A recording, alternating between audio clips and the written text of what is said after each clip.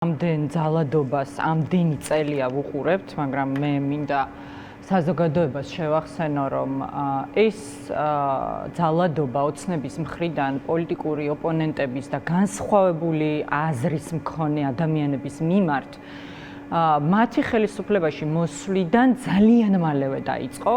მე პირადად მახსოვს ეგრეთ წოდებული პოლიტიკური ნათლობა ჩემთვის, როდესაც მეგონა რომ გავხდი საკანონმდებლო ორგანოს წევრი, საქართველოს ეროვნული პარლამენტის არჩეული წევრი და უნდა ვემსახურო ჩემს ქვეყანას იმით, რომ მივიღო კანონები, რომელიც ჩემი ქვეყნის ეროვნულ ინტერესებს ემსახურება და მაშინ მესამე პრეზიდენტის სიტყვით გამოსვლაზე დასწრების მიზნით მისული ეროვნულ ბიბლიოთეკაში გავხდი პირველი ძალადობის მსხვერპლი, რომელიც იყო გახსნა მთელი აი ამ ძალადობრივი სერიის, რომელსაც ჩვენ წლების განმავლობაში ხედავდით ერთიანი ნაციონალური მოძრაობის მიმართ. მაშინაც აი ესეთი ტიტუშკები ზუსტად იგივე ტიპაჟის ადამიანები მაშინ სხვა ტელევიზიაში მუშაობდი და მე მიმყავდა ზუსტად ეგ ეთერი ძალიან კარგად მახსოვს დიდი ხანგრძლივი ეთერი იყო ხალებზე თავდასხმა და დაზიანებები ფიზიკური და მრავალი ფიზიკური დაზიანება და ნუ არ გავიხსენებ ხა არ ვიცი რამდენი რომელი ერთი უნდა გავიხსენო პარლამენტის დარბაზის შიგნით თუ საკრებულოს შენობასთან თუ თბილისში თუ ზუგდიდში თუ კორცხელში, როდესაც მაშინ ნაციონალური მოძრაობის ლიდერებს უმოწყალოდ დაუპირისპირდნენ, მე ასეთი დაზიანებები ცემისგან მართლა ნანახი არასოდეს არ მქონდა 2016 წელს და ვინ იყვნენ ეს ადამიანები? მაშინაც ზუსტად იყვნენ კალაძის მიერ დაქირავებული ტიტუშკები სხვათა შორის, ვითომ სპორტსმენები და ასეთ ადამიანებს არაფერი საერთო ქართულ სპორტთან ნამდვილად არ აქვს, იმიტომ რომ ეს ჩვენთვის ეროვნული ღირსების საკითხია, ესენი არიან დაქირავებული ზონდერები, ტიტუშკები, მოძალადეები, კრიმინალები და დამნაშავეები, რომელთაგან არც ერთმა კანონის წინაშე იმ დანაშაულის, რომელიც მათ ჩაიგდეს, არ აგო პატივი არც ერთ ასეთ შემთხვევაზე. არ აგო პასუხი და რა თქმა უნდა, ამან გამოიწვია ტოტალური დაუსჯელობის სინდრომი ჩვენს ქვეყანაში და მიგვიყვანა 2025 წლამდე, სადაც უკვე სამიზნე ხდება არა მხოლოდ ერთიანი ნაციონალური მოძრაობა, როგორც ეს იყო 2012 წელს, 13 წელს, 16 წელს, 19 წელს, 21 წელს და ასე შემდეგ.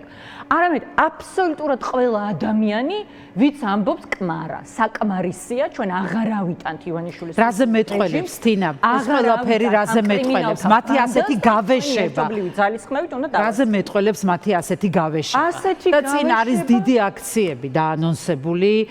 მე არ მინდა, რა თქმა უნდა, რომ გაჩნდეს საზოგადოებაში რაღაც შიშის განცდა. პირიქით, მე მგონია, რომ ადამიანები უფრო ბრაზდებიან და სულ უფრო მეტი და მეტი ადამიანი გამოდის აქციაზე და დარწმუნებული ვარ ამ დაანონსებულ დიდ აქციებზე 13-შიც 4-შიც იქნება ძალიან ბევრი ხალხი, მაგრამ რაზე მეტყველებს ეს ყველაფერი და ზოგადად აი ოცნება რა მდგომარეობაშია, იქიდან გამომდინარე, რასაც თუნდაც დღეს ვუყურებდით. იქიდან გამომდინარე რა განცხადებებსაც აკეთებენ ისინი. აი შალვა პაპუაშვილმა კიდე გერმანიის ელჩზე დაიწყო ლაპარაკი, არ ვიცი უსმენდით თუ არა, მე წავიკითხე ეგ განცხადება.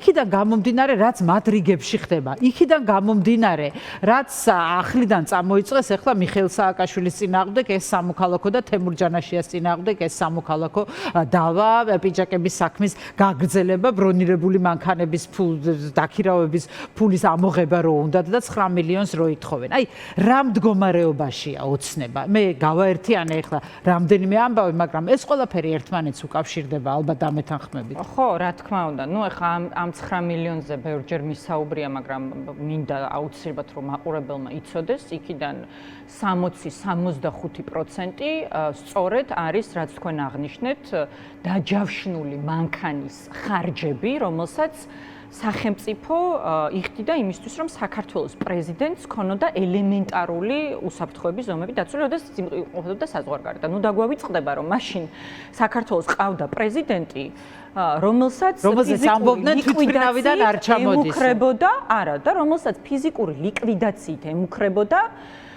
ნომერ პირველი დიქტატორი მსოფლიოში, ტერორისტად აღიარებული კრიმინალი ვლადიმერ პუტინი, რომელიც ვერსად ვერ მიდის და ალასკაში ჩასვლა, იმიტომ მოუწია, რომ რუსეთიდან მიეღწია იქამდე, რომელიც ჰააგას სასამართლოს მიერ არის ძებნილი. ეს ადამიანი მკვლელი, რომელიც პოლიტიკურ ოპონენტებს კლავს. და რომლის დაკვეთითაც ზის ახლა მიხეილ სააკაშვილის ციხეში. ზოგს ესვრის და რომლისთვისაც წინააღმდეგობის გაწევისთვის და იმისთვის რომ მიხეილ სააკაშვილმა გმირ ქართულ ჯართან ერთად, რომლის გასამართლებით სურვილი ამ ჯალად წულუკიანს ჰქონდა, მაგრამ ვერასოდეს მოესწრება, სწორედ მისი დამსახურებით ჩვენი ქვეყანა არ ჩაბარდა მტერს. აი ამ პრეზიდენტზე და მის უსაფრთხოებაზე არის საუბარი და იმაზე, რომ ამ ხარჯების აბსოლუტური უმრავლესობა ეთმობოდა ისეთ ელემენტარულ და ძალიან რაციონალურ და აბსოლუტურად გამართლებულ ხარჯს, როგორიც არის დაჯავშნილი მანქანის დაქირავება, რაც ხდება ხა თუ ამერიკის პრეზიდენტი არ ხარ, რომელიც საკუთარი მანქანით გადაადგილდება მათ შორის, როდესაც უცხო ქვეყანაში მიდის ვიზიტით, აი მაგალითად მომავალ კვირას პრეზიდენტი ტრამპი გეგმავს ვიზიტს დიდ ბრიტანეთში. ეს ეგრეთ წოდებული The Beast, ხო, ეს მანქანა, რომელსაც ხშირად ახსენებდნენ, მათ შორის ალასკაში ვლადიმერ პუტინთან შეხვედრის დროს. ეს ნიშნავს თუ არა იმას, რომ აი ანზორ ჩუბინიძესაც იგივე ელის. თინა, რა პრეცედენტი იქნება ამითი? რახან ამ თემაზე ვსაუბრობთ? პრეზიდენტმა რა უნდა გააკეთოს? იგივე ელის ანზორ ჩუბინიძესაც შეიძლება იგი აი რასაც ეხლა თემურ ჯანაშიაზე მიხეილ სააკაშვილზე რასაც ითხოვენ. ეს არის გადაწყვეტილება, ხა მე სანამ თქვენს ეთერში შემოვიდოდი ვნახე რომ თქვენი შემდეგი სტუმარი არის ნინო ლომჯარია. კი ბატონო. მადლობა რომ დაანონსეთ. რომელიც არის მე ვფიქრობ რომ მან ძალიან მნიშვნელოვანი როლი ითამაშა რეჟიმის წინააღმდეგ ბრძოლაში ომბუდსმენობის პერიოდში და მომავალში სწორედ ასეთი ადამიანები, რომელთა პროფესია არის მარცაჯულების რეფორმების არამხოლოდ მხილება, არამედ გაერთიანებული ძალებით ის რომ ელემენტარული კეთილსინდისიერების ტესტის დანერგვით შევძლოთ მარცაჯულების სისტემის იმგვარად გადასინჯვა, რომ ქვეყნის შიგნით, ისევე როგორც ქვეყნის გარეთ ადამიანებს ექნებათ ნდობა, რომ თუ ანზორ ჩუბინიძეს ვინმე გაასამართლებს, მართლაც გასამართლდება რეალურად კანონდარღვევების გამო. ამან არ უნდა მიიღოს პოლიტიკური შურისძიების ფორმა, მაგრამ რა თქმა უნდა, ყველამ უნდა აგოს პასუხი უკაცრავად ეკა.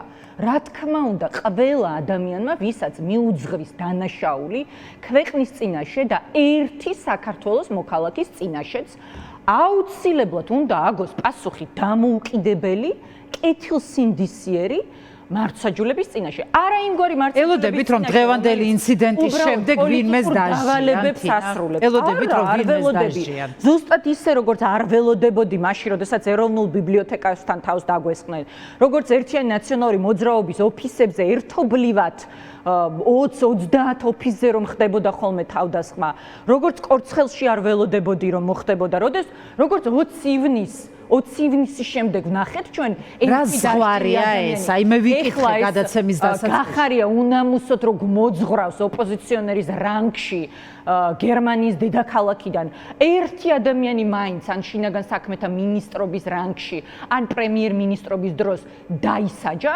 გიორგი გახარიას მიერ მაშინ, როდესაც ასევე სწორედ ანტისაოკუპაციო, ანტირუსულ აქციაზე ადამიანებმა მშვიდობიანად გამოხატეს საკუთარი პროტესტი და დაასახიჩრა მაშინაც ეგრეთ წოდებულმა სამართალდამცავების უკანონო დანაშაულებრივმა მოქმედებებმა. არა და იგივეა ახლაც, რა თქმა უნდა, არანაირი გამოძიება ანუ ადამიანების პასუხისგებაში მიცემა ამ რეჟიმის პირობებში არ იქნება. რაზე მეტყველებს ეს?